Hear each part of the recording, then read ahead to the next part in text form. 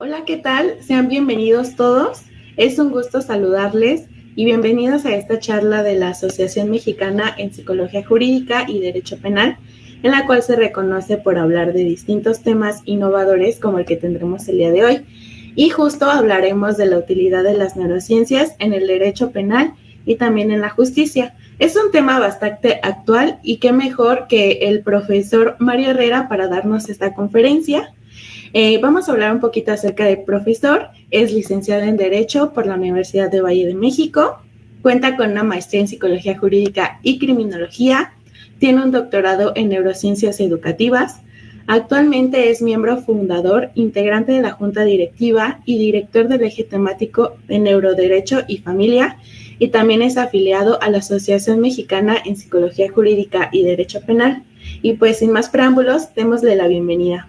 Usted tendrá el control de la presentación. Adelante.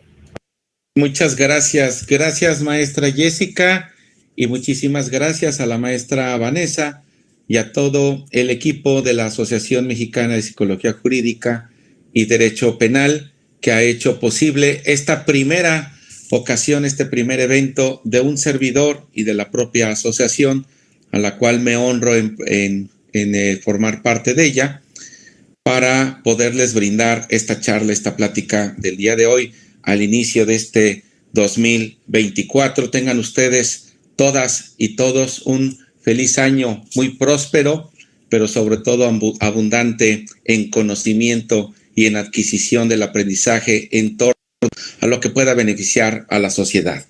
En esta tarde vamos a implementar una especie de charla, de interacción entre ustedes y un servidor para que podamos comprender fácilmente cuál es la importancia de poder utilizar las neurociencias o la neurociencia en la justicia, en la ley y en el derecho. Para lo cual vamos a hacer un panorama muy amplio respecto de la utilización, de la utilidad, pero sobre todo de los beneficios que nos puede traer la utilización de las neurociencias, de la ciencia y de la tecnología al servicio de quienes imparten justicia, quienes usan toda la norma jurídica para aplicar derecho, para la justicia y para poder entender, interpretar y valorar racionalmente la ley. Vamos a comenzar con una pregunta que en las últimas participaciones que he tenido la he puesto en la mesa para poder ir centrando la atención debida de lo que pretendemos. Últimamente nosotros nos hemos encontrado con un sinfín de prefijos en el neuro y que anteponen a cualquier calificativo, a cualquier concepto, a cualquier situación, y ya a todo le queremos poner nosotros neuro, quehacer, neurociencia, neuroética, y a todo le queremos llevar por el lado de la neurología. Entonces, ¿qué tan importante es primero comprender este significado, este concepto, para después poderlo ir ubicando en cada una de las interpretaciones, pero sobre todo de las necesidades jurídicas que tengamos, tanto los postulantes en derecho como quienes hacen y dicen el derecho, que son sus señorías, jueces, juezas, magistrados, ministros y todas aquellas personas que pudiéramos utilizar esta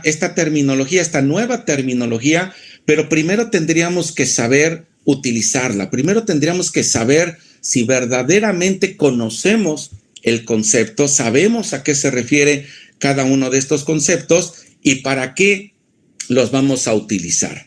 Y entonces, en esta euforia de pretender legislar, de crear un marco normativo, de poder llevar el concepto a la norma jurídica, porque a lo mejor el pretexto ahora es que si no está en la norma yo no lo puedo aplicar, no lo puedo hacer valer o no lo puedo representar en un trazado de una sentencia, de una resolución. ¿Por qué? Porque la norma no me lo permite, ¿no? Y nos vemos hasta cierto punto limitados, o creemos nosotros que hasta cierto punto nos vemos limitados en ellos. Y entonces, en esta euforia, por pretender legislar en cuanto a neuroderechos como protección, como factor protector del derecho humano o al derecho humano como principal intención, será necesario preparar, capacitar, formar al legislador, al que hace las leyes, al hacedor de la norma jurídica.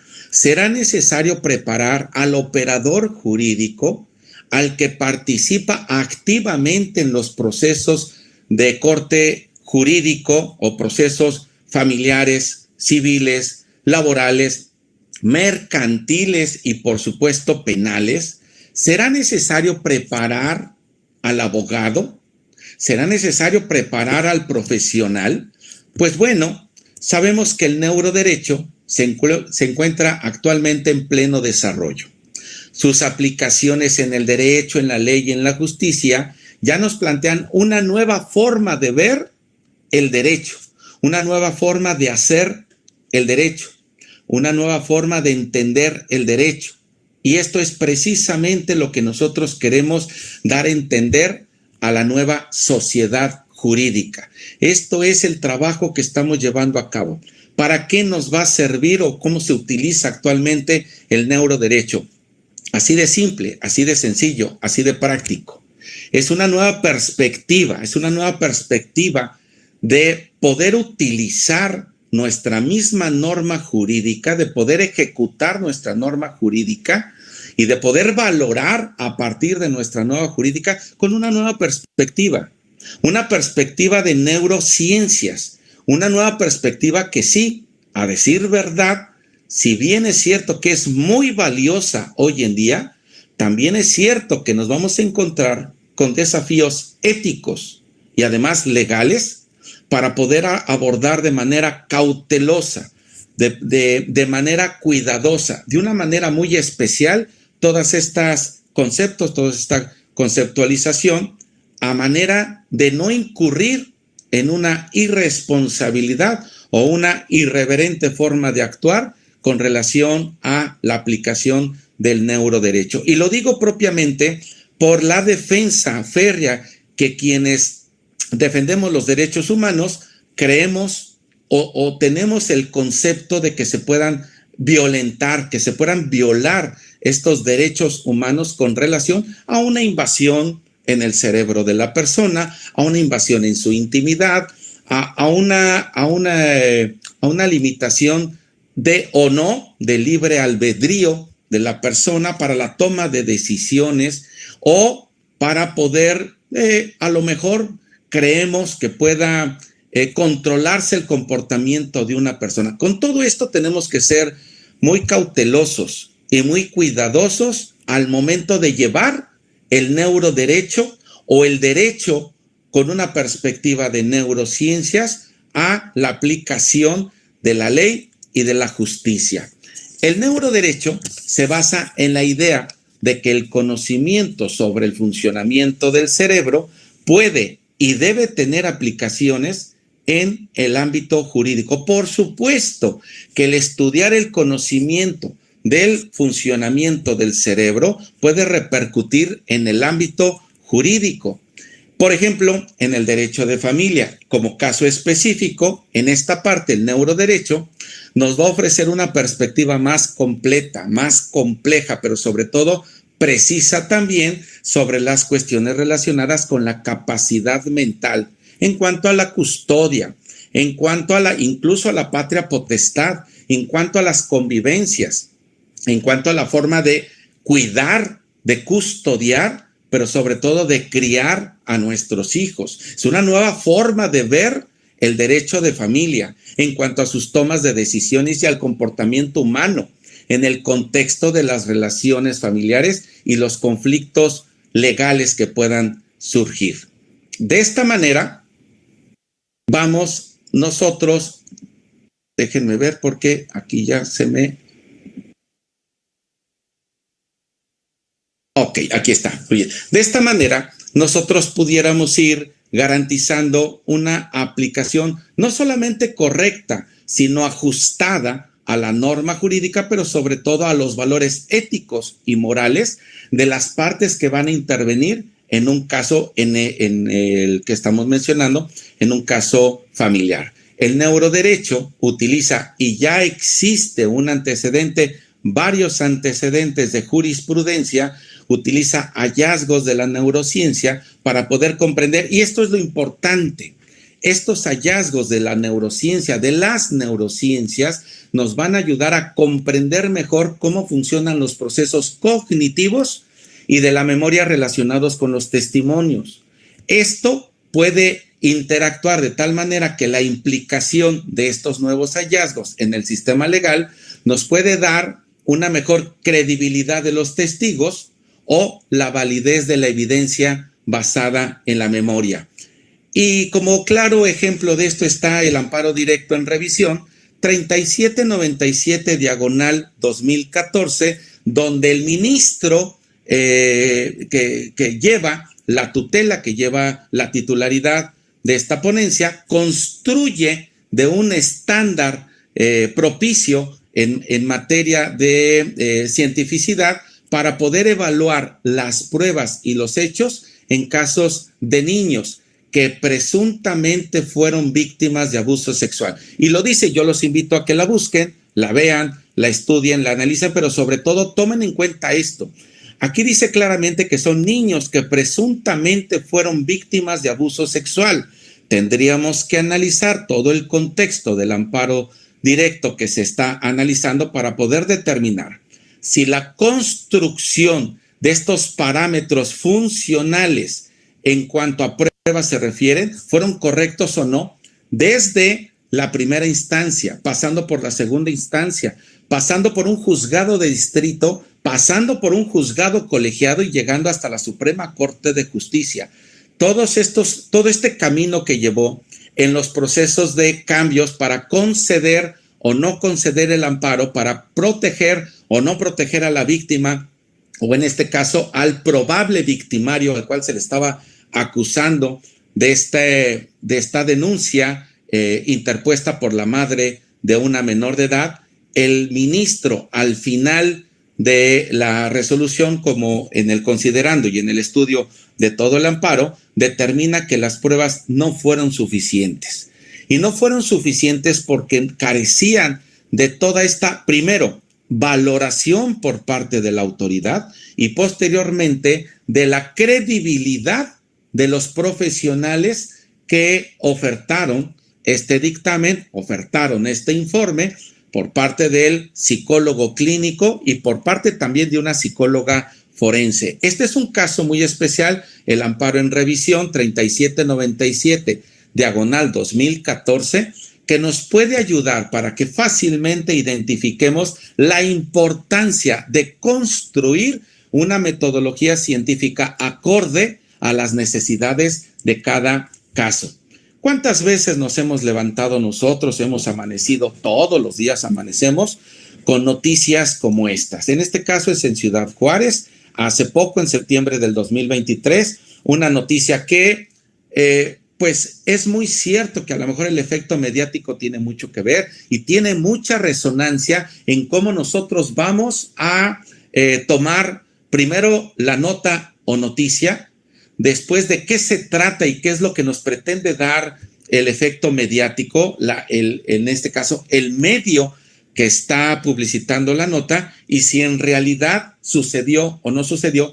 Pero el efecto mediático de impacto es: pareja se golpea mutuamente al sostener una discusión de celos. Esto es lo que llama la atención. Este es el impacto. Pero con letras más pequeñas abajo dice: en total fueron 9 personas arrestadas por el delito de violencia. La importancia revista en que nosotros seamos más serios, pero sobre todo más conscientes de saber en qué medio estamos leyendo, qué nota. Pero esto es lo que nos encontramos todos los días. Esto es lo que vemos en la televisión, lo que leemos en el periódico, en la revista, en el Twitter, en el Facebook, en todas las dispositivos electrónicos y digitales que tengamos a la mano. Nos encontramos con este tipo de noticias. Padres mataron a golpes a su hijo de 8 años en Nuevo León. Y con letras más pequeñas dice: padres mataron a golpes a su hijo de tan solo 8 años. en el municipio de de Juárez de Nuevo León, donde la pareja ahora, en aquel entonces, es acusada de maltrato infantil. Nótese entonces cuál es la disparidad de los conceptos y de la mezcla de estos calificativos que antepone el efecto mediático para vender y para llamar la atención. Pero esto es lo que leemos nosotros. La nota y la noticia, lo que realmente ha sucedido es que en efecto, un padre o una madre puede llegar a golpear hasta llegar a la muerte a sus hijos, a sus hijas. Cruel pesadilla. Hombre asesina a la esposa y comete canibalismo en Puebla. Centro de Integración Juvenil. Ya hemos hablado de parejas, hemos hablado de padres, también hemos hablado probablemente de abuelos, de primos, de sobrinos, de todo el núcleo familiar, que unos a otros se matan, se hieren, se asesinan, se lastiman, se violentan unos a otros y todavía nos seguimos preguntando por qué. Pero también sucede, por ejemplo, hoy en día en los centros de integración juvenil, donde son canalizados adolescentes, según el diario que están leyendo ustedes, por problemas de salud mental y drogas. Dice aquí que de enero a junio del 2023 se brindó atención a un total de 377 alumnos entre secundaria y preparatoria.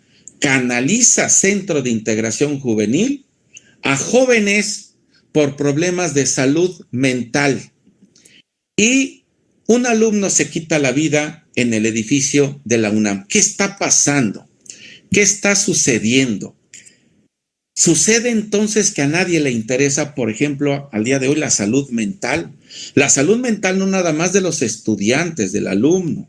La salud mental del profesor, la salud mental del director, la salud mental del director de la empresa, la salud mental del empleado, la salud mental de todas aquellas personas que atienden a su vez públicamente a seres humanos en los que todos los días se ven inmersos en distintas situaciones según el caso, por diversos factores, por diversas razones, por diversos ámbitos, y que nadie estamos haciendo absolutamente nada. La salud mental, dice esta publicación, de los estudiantes es un tema olvidado de la política educativa en México. ¿Y por qué?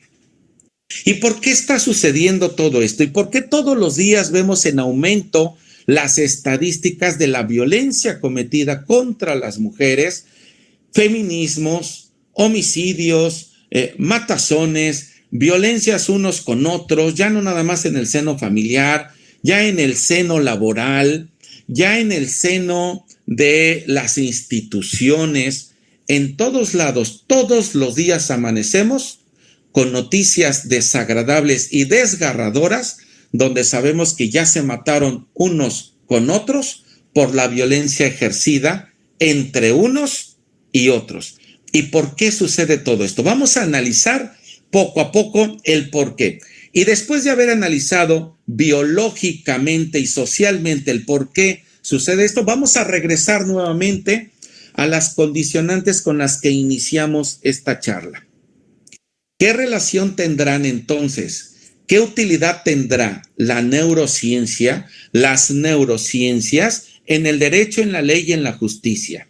Vamos a hablar un poco, todo el mundo ya lo conocemos, quienes nos están escuchando, del cerebro y las emociones, cómo se producen las emociones y qué funcionalidad tienen con el cerebro. El cerebro sabemos que es el órgano responsable no solamente de procesar, sino de regular nuestras emociones.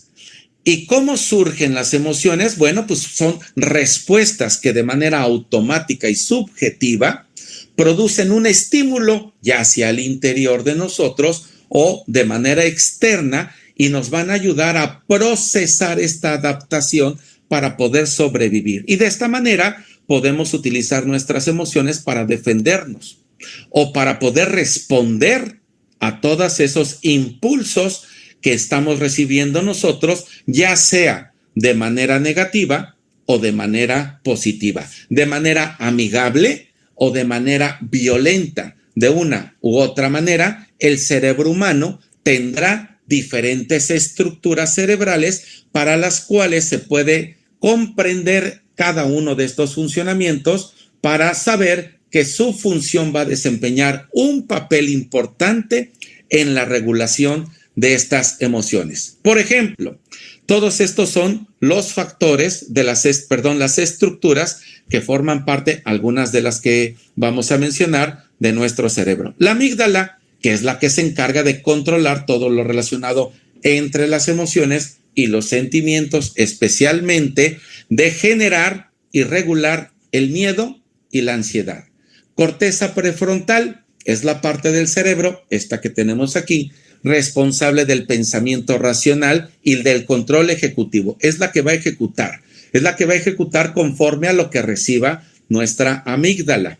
Y la corteza prefrontal medial y la prefrontal ventromedial son especialmente importantes en la regulación emocional, ya que van a influir en la toma de decisiones. Pero no solamente van a influir en esta toma de decisiones para que nosotros podamos saber si la decisión que vamos a tomar es acorde a lo que estamos recibiendo, percibiendo y sensoriando nosotros. También va a evaluar, nos va a permitir esta corteza prefrontal evaluar las consecuencias inherentes a estas emociones conforme a cada una de nuestras acciones. El hipotálamo, que es esta almendrita naranjita que tenemos aquí, está involucrado también en el control del sistema nervioso autónomo, pero a su vez va a regular la temperatura corporal, el apetito, la sed, el sueño y la vigilia. Todas estas respuestas emocionales van a liberar hormonas y el control del ciclo menstrual, entre otras funciones. Tenemos también el núcleo de accumbens. Regula la recompensa y el placer. Está involucrado en la regulación de las emociones positivas, las que nos dan alegría y felicidad. El hipocampo, que es donde se forma y se recupera la memoria, pero también va a estar involucrado el hipocampo en las emociones, especialmente en las respuestas de miedo y del estrés. Todas estas estructuras que forman parte del cerebro trabajan en conjunto y regulan y procesan las emociones. Pero si una de ellas falta, si una de ellas no trabaja acorde, si una de ellas no va a la misma intensidad de trabajo que las demás, por diversos factores, por diversas causas, por diversas sensaciones y estímulos, a pesar, de los estímulos que recibamos nosotros, se tratará entonces de una disfunción que podrá estar asociada a un trastorno emocional, por ejemplo, la depresión, la ansiedad o el trastorno de estrés postraumático. Esta relación entre la realidad biológica, la que hemos visto en estas últimas diapositivas, con la realidad social en el neuroderecho, es fundamental para poder comprender cómo funcionan todos estos procesos cerebrales que van a actuar acorde al entorno social y legal. La realidad biológica, entonces, es la que se va a referir a los aspectos neurobiológicos del cerebro y del sistema nervioso que influyen en el comportamiento humano, en la toma de decisiones y en la percepción de la realidad. Por aspecto biológico, entendemos todos aquellos que están incluidos en la estructura y en la función del cerebro, en los procesos cognitivos, las emociones y la memoria. En tanto que, por realidad social, vamos a entender a todos aquellos factores, el ámbito, todo aquel panorama donde nosotros vivamos, hagamos nuestra vida, estudiemos, nos alimentemos y nos estemos relacionando. Esta realidad social se va a referir al entorno en que nos vamos a desenvolver nosotros, en donde habitualmente nos encontramos. Y va a incluir todo el aspecto normativo, todos los valores, los principios, las instituciones que tengamos a nuestro servicio, pero sobre todo toda la interacción social que tengamos con cada uno de estos factores, instituciones, fenómenos, ámbitos, todo este desenvolvimiento que tengamos nosotros de manera interactual es lo que va a componer la realidad social. Este entorno social influye en cómo nosotros vamos a percibir, cómo una persona percibe y responde a diferentes situaciones, incluyendo su propio comportamiento y las decisiones legales. Nótese, por ejemplo, que aquí se incluye el comportamiento, que es la persona que delinque o que comete algún delito, o la que va a procesar alguna conducta contraria a la norma, contraria a derecho y contraria a las buenas disposiciones de la sociedad. Pero también decisiones legales, las decisiones legales que toman nuestras señorías, los jueces, las juezas, los ministros, las ministras, los magistrados, las magistradas, los proyectistas que también van a proyectar, ¿sí? Todo este es un entorno social, porque no nada más va a influir el entorno social en quien comete un delito o quien se encuentra en un conflicto de índole familiar, civil, mercantil, laboral, de cualquier ámbito del derecho, sino también en las personas que dictan y que dicen el derecho. También tienen un entorno social, también tienen una composición biológica que dependerá de cómo se levantó el día de hoy, si desayunó bien, si desayunó nutritivamente, si durmió sus horas, si leyó todo lo que debió haberse preparado para el día siguiente, si tiene una buena relación con su esposa, con su pareja, con su familia, si tuvo una noche muy agotadora, si tuvo toda una semana muy estresante, en cuyos factores estresores no nada más estuvo la carga de trabajo, sino emocional. Todo esto tiene que ver al momento de tomar una decisión. Y esta toma de decisiones tiene que ver también con la salud mental y el autocuidado de cada uno de nosotros. Tiene que ver con cada una de las bases biológicas, genéticas, pero también sociales y habituales de cada uno de nosotros, de cómo nos estamos preparando para la vida, pero para la vida laboral, para la vida del día a día. ¿Cómo es que nosotros estamos poniendo de nuestra parte para llegar en un estado de paz mental, en un estado de paz de interior hacia el exterior, para podernos comprender primero nosotros mismos y después comprender a nuestro semejante, comprender al de junto, comprender a la persona que está llegando con nosotros y que pide hablar con el titular del juzgado, con el titular de la sala, con el titular de la sala donde se va a llevar próximamente su juicio, donde se va a resolver, y no es para poder pedir un favor en especial, para poder decidir de manera parcial para con uno o con otro.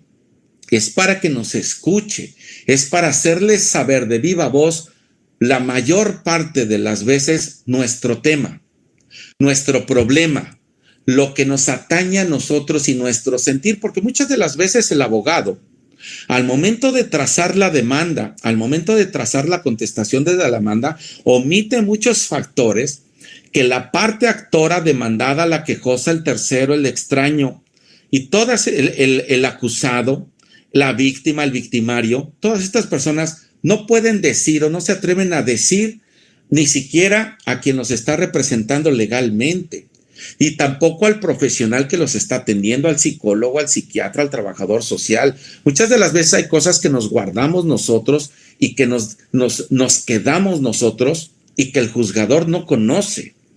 Y esto no se trata de sentimientos, se trata de conocer todo el entorno por el que estamos pasando. Y el juez jamás, a menos de que un trabajo social o un trabajo que trace un trabajador social para el efecto económico y financiero probablemente de cómo viva una persona, sea extraordinario y que nos refleje fehacientemente cuál es la realidad económica y cuál es la realidad social de la persona. Pero ¿cuántas veces nos pasa que pues el dictamen, el informe rendido por el trabajador social carece de la autenticidad de lo que ha visto para podérselo trazar o compartir al juzgador?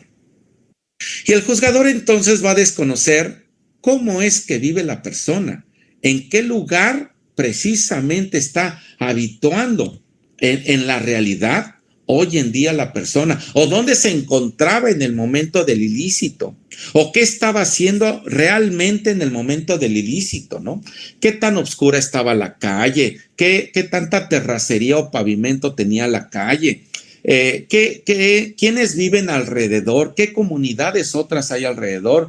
¿Qué otras personas habitan el lugar? Si está maloliente, si proliferan las drogas, los estupefacientes, si no hay seguridad, si hay parques ecológicos, si hay gimnasios, si hay iglesias, si hay todo este tipo de entorno social en donde la gente habitualmente se encuentre pues perfectamente relacionada con su entorno social, o bien a la inversa, que no tenga cómo relacionarse y que todos estos factores produzcan un ánimo al momento del conflicto familiar, o de que no se quieran arreglar en el conflicto familiar, o de la comisión de algún delito. Son factores que la persona es la que propiamente de viva voz le puede hacer del conocimiento a la autoridad. Pero si la autoridad, su señoría, en ese momento emocionalmente no se encuentra en las condiciones para recibir a la persona, lo primero que va a hacer es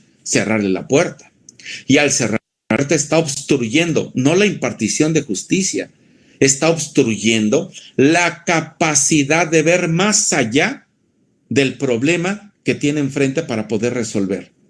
Le está limitando el poder analizar, estudiar, valorar racionalmente, incluso con lo que la parte le puede hacer del conocimiento, para poder entender y conocer a una y a otra parte, más tratándose de menores de edad, que son los que la mayor parte de las veces nos cuesta mucho trabajo, o les cuesta mucho trabajo el poder expresarse. Si les cuesta trabajo expresarse, qué mejor la escucha del menor, donde libremente digan ellos lo que sienten, lo que saben, el testimonio que puedan rendir para que sea escuchado. Pero es muy importante cómo es el comportamiento también de la autoridad, pero sobre todo su estado mental del juzgador o de la juzgadora. Es muy importante cómo se siente en ese momento, y si también ha tenido un autocuidado para poder realizar y llevar a cabo su trabajo acorde a las necesidades de la población ávida de justicia. Entonces, el neuroderecho va a buscar entender todos estos factores biológicos y sociales. Y estos factores biológicos y sociales nos vamos a entender desde cómo se entrelazan unos con otros para poder influir en este comportamiento legal en la toma de decisiones de las personas. Y esto tiene implicaciones de cómo se va a entender, por ejemplo, la responsabilidad penal. Es responsable penalmente, y lo podemos entender desde otra perspectiva, desde conocer y saber las bases sustentables, biológicas, sociales y éticas de manera personal de cada juzgador, para poder entender esta implicación de las neurociencias al momento de que yo tomo la decisión, pero también la implicación de las neurociencias al momento en que yo le entrego elementos al juzgador, pero también la implicación de esta nueva forma de hacer derecho de los profesionales, en donde vamos a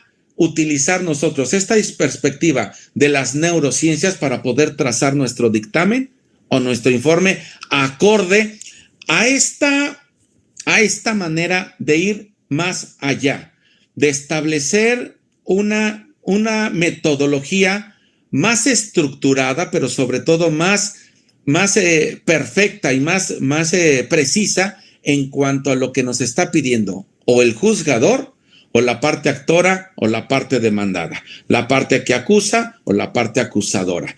Todo esto tiene una implicación de cómo se va a entender esta responsabilidad penal, pero también cómo la vamos a evaluar, cómo evaluamos actualmente la credibilidad de los testimonios.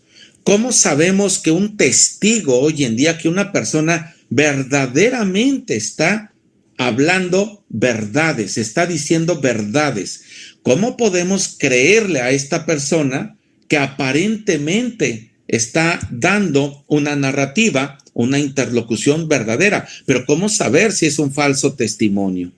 ¿Cómo poder entender y evaluar si es una falsa denuncia? ¿Cómo saber si esta persona está mintiendo o no? Las neurociencias, a partir de psicología del testimonio, por ejemplo, nos pueden ayudar a que estas implicaciones puedan ser más metódicas, pero sobre todo precisas. ¿Y cómo esta implicación, cómo se va a aplicar en ciertas leyes en función a la comprensión científica de los procesos mentales y conductuales? De esto, queridos amigos y amigas, ya también existe un antecedente. Otro que les brindo es este amparo directo en revisión, el 6179/2015, que analiza perfectamente a partir de la literatura científica cómo se reconstruye un parámetro. Nuevamente es una reconstrucción, una construcción de un parámetro ya en la Suprema Corte de Justicia, un parámetro para poder determinar la filiación de una menor a la luz de los derechos de la identidad y al mantenimiento de su núcleo familiar. Si verdaderamente la menor de edad le pertenecía a una persona madre biológica o a otras personas que fueron las personas que aparentemente adoptaron por la fuerza aparentemente a la menor de edad, sobre pretexto de que en ese momento la madre biológica no tenía las condiciones económicas para poder mantener a la criatura. Esto a la luz de una interpretación de la Suprema Corte de Justicia, analiza perfectamente si una persona miente o no, si la otra persona, la madre biológica, miente o no, primero, al momento de presentar la demanda. Segundo, al momento de defender una sentencia que fue favorable para ella. Tercero, al momento de defender una sentencia en una tercera instancia que es contraria a la sentencia que le ha favorecido. Y de todas estas reacciones, de todos estos comportamientos, de todos estos entendimientos que ha tenido la persona, el ministro que resuelve en primera instancia dentro de la Suprema Corte de Justicia ordena un profundo análisis de corte científico para poder entender de manera fehaciente, es decir, mediante evidencia científica avalado por una psicología del testimonio, quién de las personas que está solicitando o la maternidad o la custodia de las niñas es la que miente o la que dice la verdad, ya habiendo llegado a la Suprema Corte de Justicia. Amparo directo en revisión 6179/2015. El neuroderecho reconoce que la realidad biológica, la que ya hemos visto con la realidad social, la que también hemos señalado, interactúa en la toma de decisiones legales. Su comprensión es esencial para el desarrollo también de las políticas públicas y también privadas, y las leyes que van a construirse de mejor manera, de una manera más informada y justa. Se sabe perfectamente y ya se tienen estudios de cómo la exposición, lo sabemos también, no es tema de esta tarde, la exposición a la violencia y el constante estrés pueden afectar la estructura y la función del cerebro, lo que puede llevar a comportamientos violentos y delictivos. Pero esta es la parte esencial que queremos compartir. ¿Qué intención tiene entonces el neuroderecho? ¿Cuál es el objetivo del neuroderecho? Ayudar de una manera más certera, científicamente hablando, a identificar estos factores, pero no solamente a identificarlos, a tratar sus causas subyacentes de este tipo de comportamientos. Vamos a tratar de llevar un tratamiento acorde a cada uno de estos comportamientos y a cada una de estas necesidades según el entorno biológico y el entorno social, para que en lugar de tener personas encarceladas, podamos ayudar a sobrellevar esta tarea para evitar de esta manera que se sigan proliferando las estadísticas en torno a los delitos por violencia, por homicidios, por feminicidios y todos aquellos que aparentemente a la luz del Estado todos los días, todas las semanas van en disminución, pero lo cierto es que todos los días van en aumento. El neuroderecho puede ayudar a garantizar que los derechos de las personas con discapacidades neurológicas sean respetados y protegidos en el ámbito legal. Puede contribuir a una mayor comprensión y equidad en el sistema de justicia, lo que a su vez puede traernos una justicia más justa, una justicia social acorde a las necesidades de la población justiciable. Vuelvo a hacer la misma pregunta de al inicio que hicimos al inicio, luego de todo este resumen que hemos antecedido en esta charla. Con toda esta euforia de pretender legislar en cuanto a los neuroderechos como protección al derecho humano, como principal intención, será necesario preparar al legislador, operadores jurídicos, abogados, psicólogos, trabajadores sociales, y también agregamos preparar a las familias, incluso actualizar los planes de estudios en la academia. La respuesta contundente e inmediata es sí.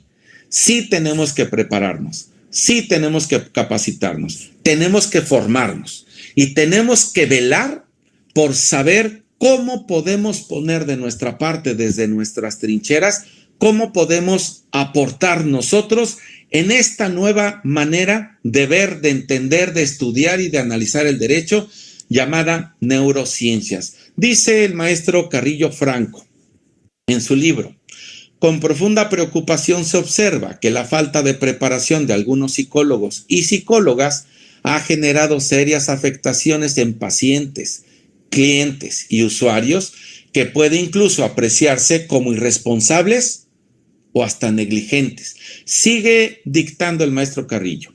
Aun y cuando se comparte con las diversas instituciones educativas el deseo e interés de formar especialistas que sean sujetos a un plan que genere experiencia a través del tiempo, de la práctica y de esquemas sistematizados que respalden significativamente la instrucción, resulta muy difícil apoyar el establecimiento y la proliferación de escuelas formadoras de psicólogos que ofertan sus servicios, y esto es una realidad.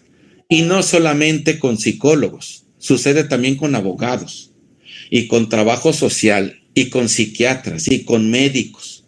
Y sucede con todas aquellas disciplinas en esta euforia por tratar de llevar a nuestra cauce las neurociencias a como dé lugar. Y abrimos una página de internet y abrimos cualquier medio de comunicación y ya nos anotamos y ya nos inscribimos para una certificación, para un diplomado en materia de neurociencias. Y ahora ya nos convertimos en un experto en neuroderecho y en neurociencias en tan solo 15 o 20 días o en tan solo 8 horas de un curso que hemos tomado, y nosotros ya nos sentimos, ya nos creemos y actuamos incluso como un experto certificado en neurociencias. No, queridos amigos, se trata de formarnos verdaderamente, se trata de capacitarnos verdaderamente. Instituciones como esta, como la Asociación Mexicana de Psicología Jurídica, y de Derecho Penal, como el Colegio Nacional de Abogados Penalistas, como tantas instituciones, como tantas instancias que tenemos alrededor de todos nosotros, serias, que ofertan y que ofrecen estándares de académicos, estándares de estudios verdaderamente capaces de prepararnos a todos nosotros, son los que debemos tomar en cuenta. Y también hay ofertas muy buenas. Lo único que yo recomendaría es ver cuál es el apartado de estudios que les ponen, el programa de estudios que les van a poner, qué supuestos módulos, materias, cuatrimestres, semestres, mensualidades les pueden ofrecer a ustedes con relación al tema del neuroderecho. Pero sobre todo, ¿quién es el claustro académico? ¿Quién es el claustro docente? Son personas que deben de estar debida y legalmente preparadas, lo vuelvo a repetir, debida y legalmente preparadas con las credenciales debidas para que todos comencemos esta nueva formación.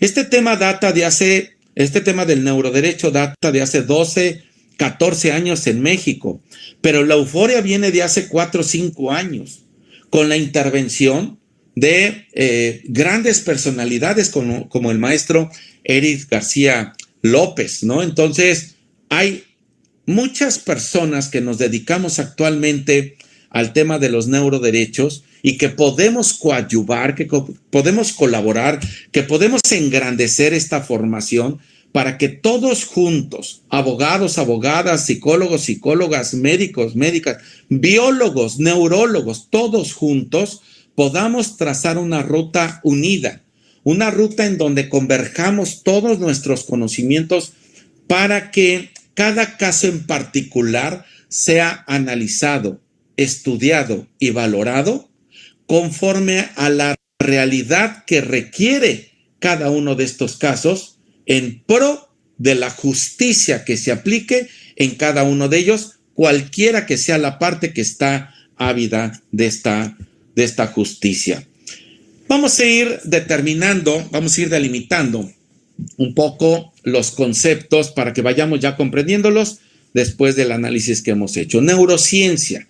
Nos establece el padre de la neurociencia, Ramón y Cajal, que la neurociencia es el campo interdisciplinario que se encarga del estudio del sistema nervioso, incluyendo su estructura, función y desarrollo, genética y patología. Esta es la neurociencia, y por neurociencias entendemos el campo multidisciplinario que se enfoca en el estudio del sistema nervioso, incluyendo el cerebro, la médula espinal y los nervios periféricos. El derecho es el conjunto de normas y reglas imperoatributivas que dan y otorgan, que regulan la convivencia de las personas en una sociedad. Es decir, el comportamiento del hombre ante la sociedad. Y entonces ya tenemos con esto una definición muy clara y la más precisa que existe al día de hoy, establecida por el maestro Eric García López, que dice que el neuroderecho es el análisis del derecho y la justicia. Vamos a ir desglosando rápidamente este concepto. El análisis del derecho y la justicia desde lo que ya vimos, desde una perspectiva de neurociencia. ¿Y qué implica esto? Implica la comprensión del comportamiento humano, sus procesos cognitivos, emocionales y conductuales. Es decir, cómo pensamos y lo que pensamos, cómo lo decimos y lo que decimos, y cómo sentimos y lo que sentimos. Todos estos procesos cognitivos, emocionales y conductuales se van a analizar a través del estudio del cerebro y lo que ya vimos, la interacción con el ambiente, es decir, la interacción social. Y entonces rápidamente, derecho es la disciplina que combina el estudio del cerebro y la neurociencia con el campo del derecho. ¿Cuál es el objetivo del derecho? Su objetivo es comprender los procesos cerebrales y la toma de decisiones que pueden influir en el comportamiento humano y, por tanto, en la aplicación de la ley. ¿Qué estamos haciendo? ¿Qué es lo que hacemos todos juntos desde nuestra labor, desde nuestra tarea, desde nuestras actividades, desde lo que nos corresponde a cada uno de nosotros en todos los ámbitos? ¿Qué estamos haciendo? Un trabajo disciplinario. Un trabajo disciplinario que tiene que ser multi, inter, intra y transdisciplinario. Por ejemplo, el Instituto de Investigaciones Jurídicas de la UNAM en México ya ha establecido una mecánica para que próximamente se puedan impartir diplomados, cursos intensivos, pero además es probable que tengamos una sorpresa para el 2024-2025, donde ya se incluya como materia de un posgrado la neurociencia o el neuroderecho.